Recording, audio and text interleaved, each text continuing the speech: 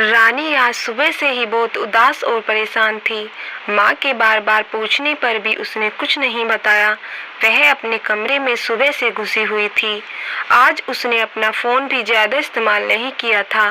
दोपहर का समय था। घर में लंच की तैयारी चल रही थी।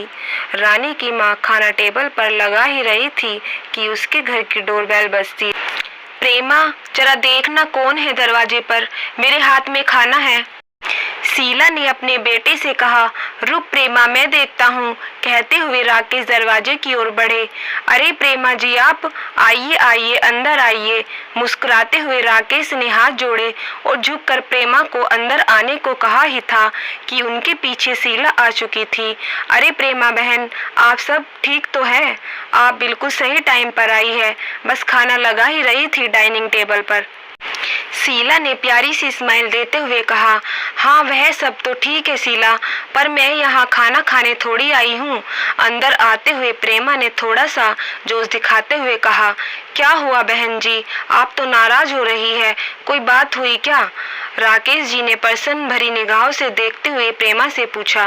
प्रेमा ने उनके प्रश्नों का उत्तर न देते हुए कहा। रानी कहाँ है? जी वह कमरे में है, अभी बुला देता हूँ। पर रानी ने कुछ किया क्या है क्या? शीला ने फिर से वही प्रश्न किया। रानी का जिक्र चल ही रहा था कि वह अपने कमरे से निकल बाहर डाइनिंग हॉल में आ जाती है। नमस्ते आंटी जी। रानी ने अपना सर पर चुन्नी रखते हुए प्रेमा को विश किया। नमस्ते तो ठीक है रानी, पर यह बताओ तुम कल से सूरज से क्यों बात नहीं कर रही हो और अपना फोन क्यों बंद करके बैठी हो? प्रेमा ने कड़क तेवर में कहा। अब घर के सारे सदस्य सहित प्रेमा भी रानी को देख रहे थे। देखो सूरज बहुत इमोशनल और हठीला स्वभाव का लड़का है। अगर तुम दोनों के बीच कुछ हुआ है तो तुम अपनी ओर से सॉरी बोलकर रफा दफा कर दो। मैंने तुम दोनों की सगाई के बाद शादी में 4 हफ्तों का टाइम इसलिए रखा है ताकि तुम दोनों आपस में बात कर सको, एक दूसरे को जान सको। इसीलिए नहीं कि रोज रोज मुंह फुलाकर गुस्सा करके बैठ जाओ। रानी क्या हुआ? और प्रेमा आंटी सही तो कह रही है। अरे छोटे मोटे झगड़ा तो अक्सर होते ही रहते हैं कपल्स में। अब हमें ही देख लो, शादी के इतने दिनों बाद भी तेरी माँ मेरे से रोज झगड़ा कर ही लेती है, फिर भी मुझे सॉरी बोलकर मामला रफा दफा करना ही पड़ता है। राकेश ने निराली से स्माइल के साथ कहा। आप तो रहने ही 2 बच्चों को ऐसे टाइम पर यही उदाहरण देना। बेटा रानी, अगर कुछ है तो हमें बताओ। कल को आपकी शादी सूरज से ही होनी है।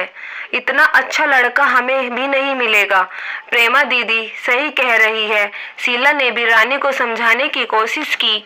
रानी, हम तो अपनी दोनों फैमिली के भले के लिए ही कह रहे हैं। शादी के इनविटेशन कार्ड तक बढ़ चुके हैं, सारे रिश्तेदारों को पता चल चुका है। अब अगर कुछ होता है तो क्या कहे, उन्हें मना करेंगे? यह हमारी दोनों फैमिली की नाक का सवाल है। और प्रेमा ने शीला की ओर देखा। शीला, मैं तुम्हारी बात पर भरोसा करके अपनी दोस्ती को रिश्तेदारी में बदलने की कोशिश की, लेकिन यह रानी तो कल से सूरज को नाराज करके बैठी है। वह कह रहा है, माँ तुमने न जाने कैसी अनपढ़ टाइप की लड़की ढूंढी है मेरे लिए। अब तू तो जानती है शीला, मेरा सूरज बाहर पढ़ा लिखा है और ऊपर से थोड़ा हटीला भी है। अगर उसने एक बार मना कर दिया तो फिर उसने अपनी बापू की भी नहीं सुनेगा। अब तू देख ले, इसे इस सॉरी बोलकर मनाना ही पड़ेगा। अब रानी कुछ बोलती उससे तेज वहां पर बैठी रानी की छोटी बहन डोली बोल पड़ी। दीदी क्यों सॉरी बोलेगी जब उनकी कोई गलती ही नहीं है? सॉरी तो आपको और आपके बेटे सूरज को बोलना चाहिए। डोली की बात सुनकर सबके सब हक्के बक्के और हैरान होने लगे। क्यों डोली, यह क्या कह रही है तू? हाँ, मैं सही कह रही हूँ। कल रात को सूरज जी वीडियो कॉल पर दीदी को सारे कपड़े उतारने और न्यूड फोटोज देने की डिमांड कर रहे थे, और जब दीदी ने यह सब करने से मना कर दिया तो अनपढ़ गवार का ठप्पा लगाकर मुंह फुला लिया। यह पढ़ाई की है क्या उन्होंने बाहर जाकर? डॉली ने रोब झाड़ रही प्रेमा को उल्टा कटघरे में लाकर खड़ा कर दिया। नहीं नहीं, ऐसा नहीं है, तुम शायद गलत समझ रही हो। वह क्या है कि सूरज जरा मॉडर्न टाइप का लड़का है तो बोल दिया होगा, इसमें कौन सी बड़ी बात है। और वैसे भी आजकल तो यह सब नॉर्मल हो गया है सोशल मीडिया के जमाने में। प्रेमा ने झूठ मूठ की सफाई देकर अपने बच्चे को बचाने की कोशिश की। अभी तक शांत रानी माँ के गले लग गई थी। आप सही कह रही थी प्रेमा जी, यह हमारे दोनों परिवारों के लिए इज्जत और नाक का सवाल है। पर अब सोचने वाली बात यह है कि नाक किसकी कटी है, आपके परिवार की या हमारे परिवार की। अगर आपको किसी भले घर की लड़की के न्यूड फोटो मांगना आधुनिकता और नॉर्मल लगता है तो यह काम आपको मुबारक हो। यह सब हमसे तो ना हो पाएगा। राकेश जी अपने दोनों हाथों से अपने आंसू साफ किया और फिर प्रेमा के आगे हाथ जोड़ लिए। प्रेमा, तू सब कुछ जानकर भी अनजान बनते हुए मेरी बेटी से सॉरी बोलने के लिए यहाँ तक चली आई। पर कोई बात नहीं, मैं तेरे घर पर तेरे बेटे की इस हरकत पर यह कहने भी नहीं आऊंगी कि तेरा बेटा मेरी बेटी के आगे सॉरी बोले, क्योंकि शायद इतनी संकीर्ण सोच रखने वाले इंसान को मैं अब दोबारा देखना भी पसंद नहीं करूंगी। अब तुम जा सकती हो। प्रेमा अब कुछ बोलने लायक ही नहीं रही थी। वह अपना सा मुंह लिए चुपचाप वहां से जाने लगती है।